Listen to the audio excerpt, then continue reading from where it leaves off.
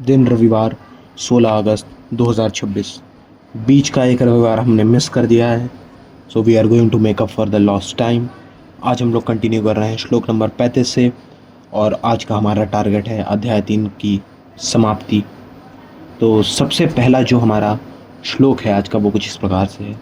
श्रेयान स्व धर्मो विगुणाः परद धर्मा वनुष्ठितात् सर्वधर्मे निधनम श्रेय परम धर्मो भयावह। जिसका अर्थ है अच्छी प्रकार आचरण में लाए हुए दूसरे के धर्म से गुण रहित भी अपना धर्म अति उत्तम है। अपने धर्म में तो मरना भी कल्याणकारक है और दूसरे का धर्म भय को देने वाला है। अब यहाँ पे आप धर्म को in the form of religion मत लीजिए।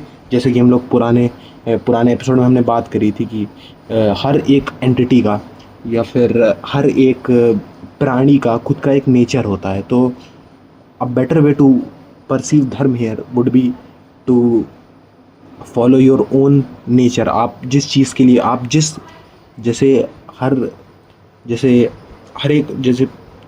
एक कुम्हार हर सांचे में एक मतलब बर्तन को क्या कह सकते हैं, कुम्हार का एग्जांपल सही नहीं रहेगा। जैसे लोहे का जो भी लोग काम करते हैं वो सांचे में लोहे को डाल के कुछ बनाते हैं, वैसे ही हर इंसान का खुद का एक सांचा है। तो आप अपने सांचे के अकॉर्डिंग एक्ट करो, ना कि आप किसी को देख रहे हो और उसका कुछ और गोल है विद हिज लाइफ और anything else. You don't have to act according to that.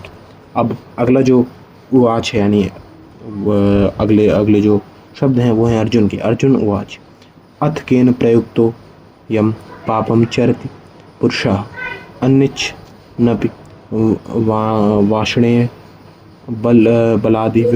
बलादिव नियोजिता। इसका अर्थ है अर्जुन बोले, हे कृष्ण, तो फिर यह मनुष्य स्वयं ना चाहता हुआ भी बलात् लगाए हुए की भांति किससे प्रेरित होकर आचरण करता है। अब श्री भगवान वाच, यानी कि भगवान कृष्ण क्या बोले? भगवान कृष्ण बोले, काम एष क्रोध एष रजोगुण संबुद्धवा महाशनो महापापमा विद्धे नमि वैरिणम। इसका अर्थ है श्री भगवान बोले, रजोगुण से उत्पन्न हुआ है यह काम ही क्रोध है। ये बहुत खाने वाला अर्थात भोगों से कभी ना अघाने वाला और बड़ा पापी है। इसको ही तू इस विषय में वैरी जान। जो अगला श्लोक है, यानी श्लोक नंबर 38 को कुछ इस प्रकार से है। श्लोक नंबर 38 ही, हाँ। धूमे न व्रियते व्रहि यर्था दशो मलेन चा यथोल्बे नावृत्तो गर्भस्थता तेनेद्मा व्रतम। जिसका अर्थ है जिस प्रकार धुएं से अग्नि और मैल से दर्पण ढक जाता है, तथा जिस प्रकार जैसे जेर से गर्भ ढका रहता है, वैसे ही उस काम के द्वारा यह ज्ञान ढका हुआ रहता है। तो अब जो है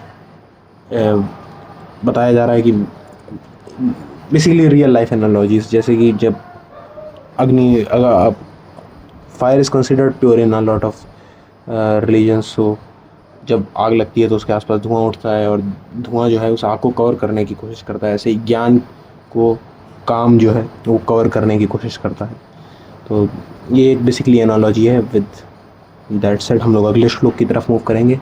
आवृतम ज्ञान में तेन ज्ञानीनो नित्य वैरीणा काम रूपेण कौन्ते दुष्पुरेणा लेंचा। जिसका अर्थ है, और हे अर्जुन, इस अग्नि के समान कभी ना पूर्ण होने वाले काम रूप ज्ञानियों के नित्य वैरी के द्वारा मनुष्य का ज्ञान ढका हुआ है। इंद्रियाणि मनो बुद्धि रस याधिष्ठा नामुच्यते ऐतवीर मोह यतेश ज्ञान मावृत्य देहिनम। इसका अर्थ है इंद्रियां, मन और बुद्धि ये सब इसके वास स्थान कहे जाते हैं। यह काम इन मन, बुद्धि और इंद्रियों के द्वारा ही ज्ञान को आच्छादित करके जीवात्मा को मोहित करता है। अर्जुन बोलिए, मैंने शायद एक पेज मिस कर दिया, बिकॉज अर्जुन कैसे बोल सकते हैं, क्योंकि ये तो श्री भगवान वाच है। खैर, जो अगला श्लोक है वो कुछ इस प्रकार से है।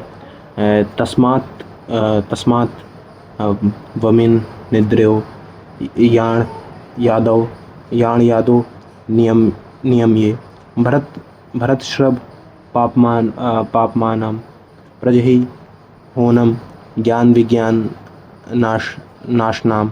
इसलिए हे अर्जुन, तू पहले इंद्रियों को वश में करके इस ज्ञान और विज्ञान का नाश करने वाला महान पापी काम को अवश्य ही बल पूर्वक मार डाल। जो श्लोक नंबर 42 है वो कुछ इस प्रकार से है। इंद्रियाणि प्राण्या पूर्व निद्र येभ्यः परम मना मनस्तु परा बुद्धियो बुद्धे परस्तु सा। इंद्रियों को स्थूल शरीर से पर यानी श्रेष्ठ, बलवान और सूक्ष्म कहते हैं। इन इंद्रियों पर मन है। मन से भी पर बुद्धि है, और जो बुद्धि से भी अत्यंत पर है वह आत्मा है। जो तीसरे अध्याय का आखिरी श्लोक है वो कुछ इस प्रकार से, एवं बुद्धे परम बुद्धध्वा संस्थभ्यात्मा नमात्मना जहि शत्रुम महाबाहो काम रूपम दुरास्तम। इसका अर्थ है, इस प्रकार बुद्धि से पर अर्थात सूक्ष्म, बलवान और अत्यंत श्रेष्ठ आत्मा को जानकर और बुद्धि के द्वारा मन को वश में करके, हे महाबाहो, तू इस कामरूप दुर्जय शत्रु को मार डाल। और इसी के साथ जो हमारा अध्याय नंबर 3 है वो समाप्त हो रहा है। अगले एपिसोड में हम लोग कंटिन्यू करेंगे अध्याय नंबर 4 के साथ। चतुर्थ अध्याय जो है उसके साथ हम लोग कंटिन्यू करेंगे। आज के लिए इतना ही। आई होप आज के इस एपिसोड से आपको कुछ सीखने को मिला। अगेन जो मैंने बीच में एक संडे मिस किया, मैं उसके लिए आपसे माफ़ी चाहूँगा। And I will see you in the next episode.